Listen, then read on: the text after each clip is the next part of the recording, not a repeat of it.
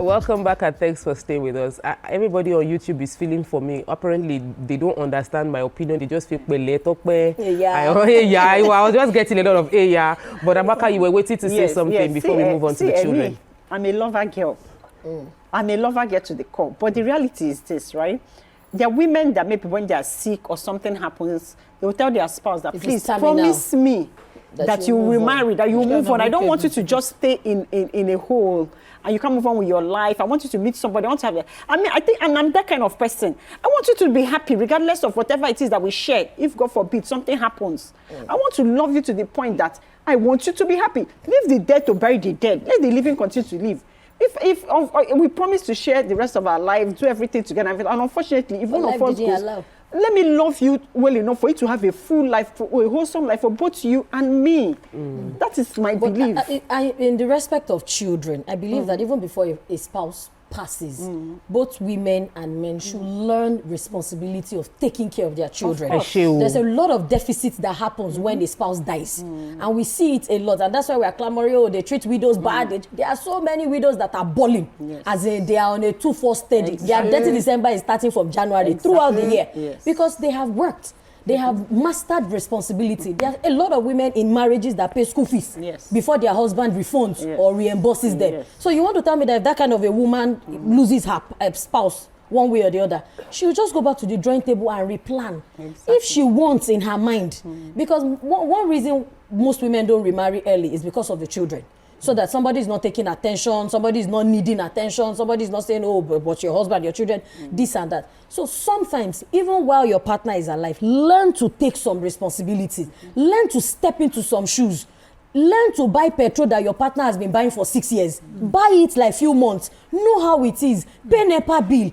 Do things on your own that even your partner will be sure. There are some men that know that they are married to women that if they pass, they know life will continue for them good and their children will not suffer. But some men have started seeing it that you're that can now buy Maggie 5 naira. If I die, I won't suffer. So that's on the financial responsibility side of the children. I would like to talk on the psychological side of the children. We'll take Mercy has called in. Let me take Mercy before I give my opinion on this matter. Welcome to the show, Mercy. Good morning. Good morning, everyone. Hello, Mercy, are you there? Awesome. Yes, welcome to the show. You're live. Good morning. Good morning. I'm very happy to see this matter on television. It's a straight matter. Any man found marrying after 1 year that the wife died, or within 1 year, already knows the woman is married. Either is his side chick, or his housemaid, or his girlfriend somewhere that nobody. He has been checking the game. Thank you. Because some of them, you see them around their sales girls and some other people, and you'll be thinking they are friends and all that. You don't know they are warming up. Because some ladies warm up to come into your home, unknown to you. So once they find out that the wife of that man dies, the next thing you find out that she'll be the first one that will come to that house and be making tea, pap, and all that for the man to date. And people will be thinking she's helping. She's helping nobody. She's warming up. She's warming up. Thank you so much, Mercy. I'm talking. Okay. So, I was talking about the emotional health of the children. The average, I know that there are, Nima has given an example a few times of meeting someone and getting married. But even you don't know 1 year before you marry.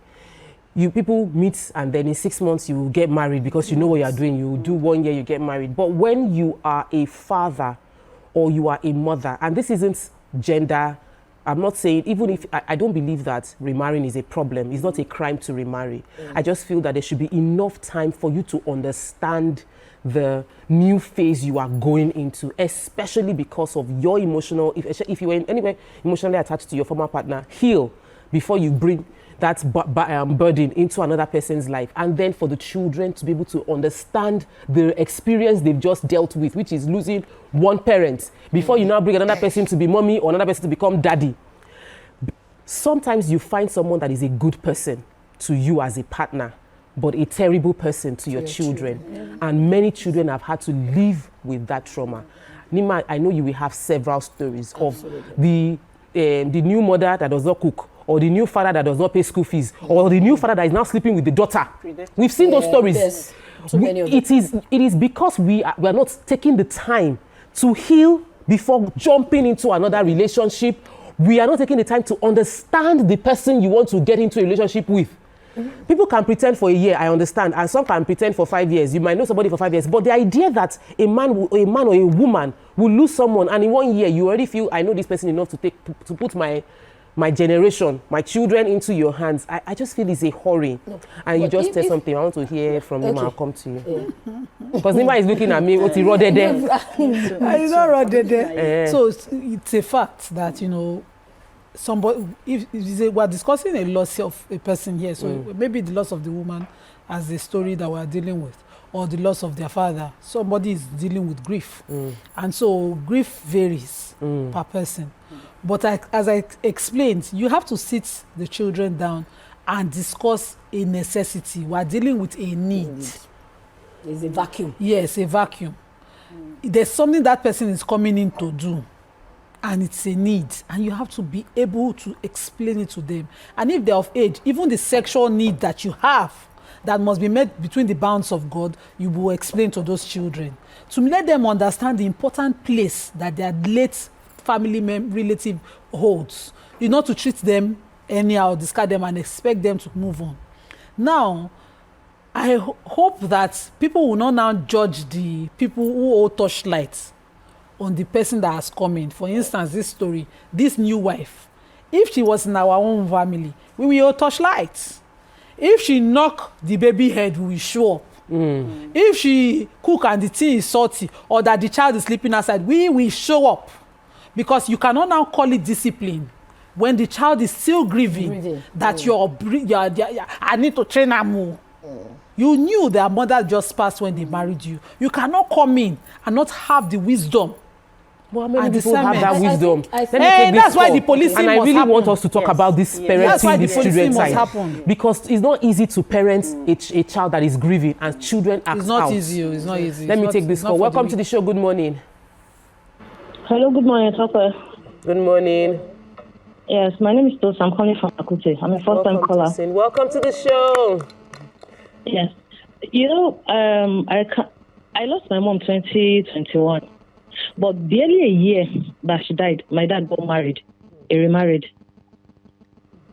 So when I asked him, Alaji, why the sudden, why did you get married? He said, show money pay, yeah, it's a long thing. I'm like, but at least it's something you should have even discussed with us, the children, not just take up this the decision. Then the woman made me realize that she had already been in the picture. Yes.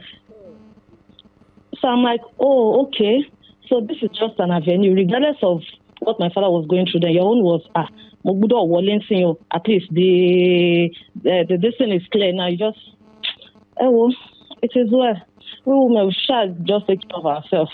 And you were all adults, and yet you felt this way. Yes, all adults. No, the last born is 33 years.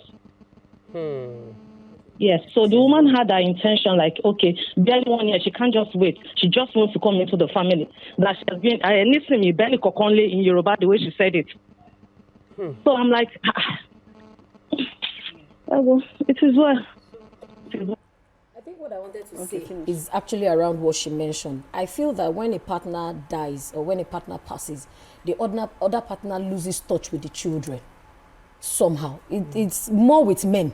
Because, you know, a new woman has stepped in. He needs to give her the time, the attention. They need to grow. They need to talk about things. So I've always seen that discord. It happened with my auntie too. Barely 6 months after. I remember that my mom was crying because it was her older sister. Her children were not too grown, but at least the first two were grown enough. And they felt this pain. They are my direct cousin. They felt this pain because they felt their father should have at least informed them, called them that, oh, there will be a change in maybe lifestyle, in the pattern we live, because this new person is also going to bring in her pattern.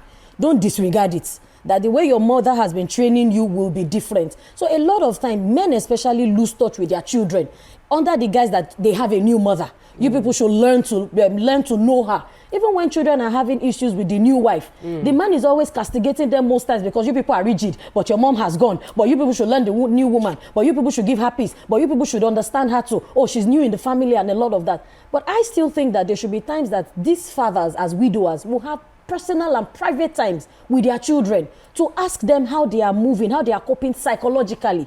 Do you even get to ask your children if they by chance like the new woman you have brought? You will hear things if your ears are really on the ground. But because they close that circle and they are uptight to it because they don't want to maybe perceive or listen to the negative parts. It's not everybody that can take criticism.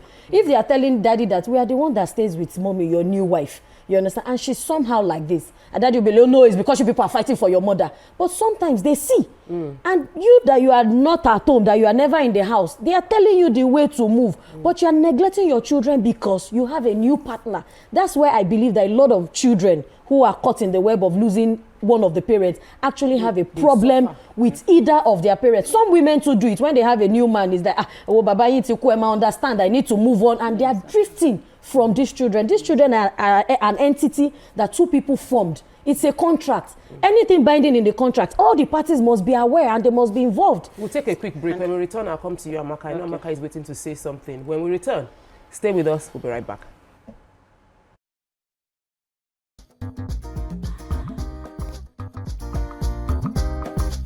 Stay tuned. Your View will be right back.